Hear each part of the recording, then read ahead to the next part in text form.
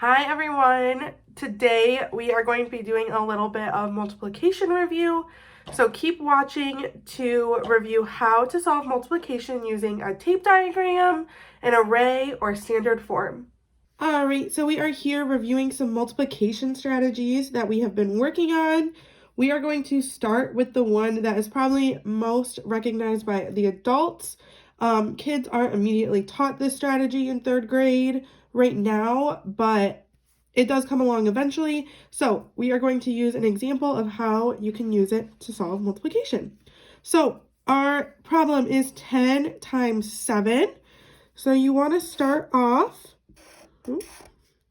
by setting this up vertically. So I just took what I already had and rewrote it vertically.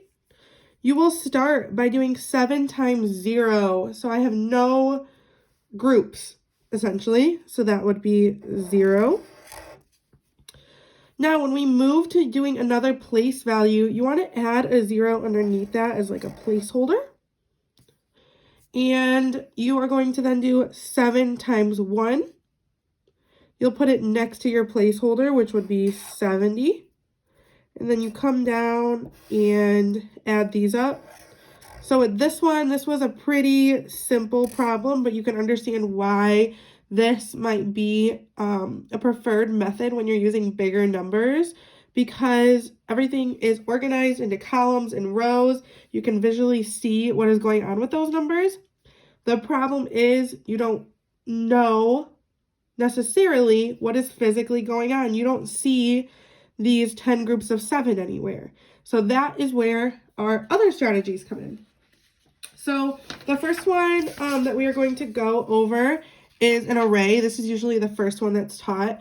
I'm going to use a little bit smaller of a number this time. So we just did 10 times 7. I'm going to do 5 times 7.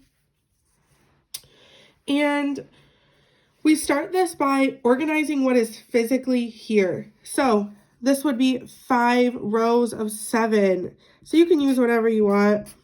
I'm just going to use X's. So I have 1, 2, 3, 4, 5, 6, 7. So this is one row, but I need 5 rows. So I'm going to go through and duplicate all these rows. And you should, I'm kind of messy, but you should be able to see very clearly the rows and columns. So everything is organized. It really fits our problem, which is why it's really great to start off teaching kids this way. So here are all my things. So you have two options. You can skip count at the beginning stages. A lot of kids just physically count. But I always say choose the easier number. So for me, 5 is easier to work with. So I have my array. I have 5 rows. Let me double check that I have 7 in each one. I do. So I always say pick the easiest number, which for me is 5. So I'm going to go along the bottom and count by 5. So I have 5, 10, 15, 20, 25, 30, 35. So 5 times 7 equals 35.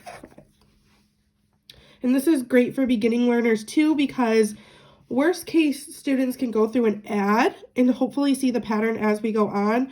Whereas with standard form, if students are struggling with the math, there's not really a visual aid there to help them. So here is our array. And then the last strategy we are going to review today is a tape diagram. So I'm going to use that same problem of 5 times 7. And this time we're going to make, literally looks like a tape, a piece of tape. Draw a big box. And then you label what you know. So I know that I have 5 groups of 7 or 7 groups of 5, however you want to think about it. I'm going to do 5 groups of 7.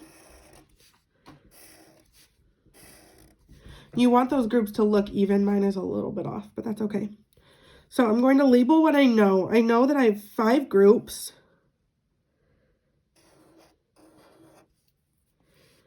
In each group, I have 7.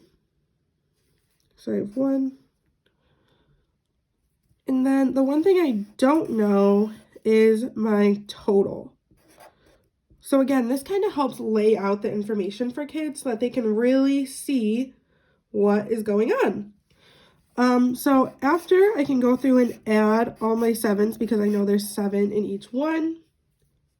And then this is where skip counting can come in. So I can do 7, 14, 21, 28, 35.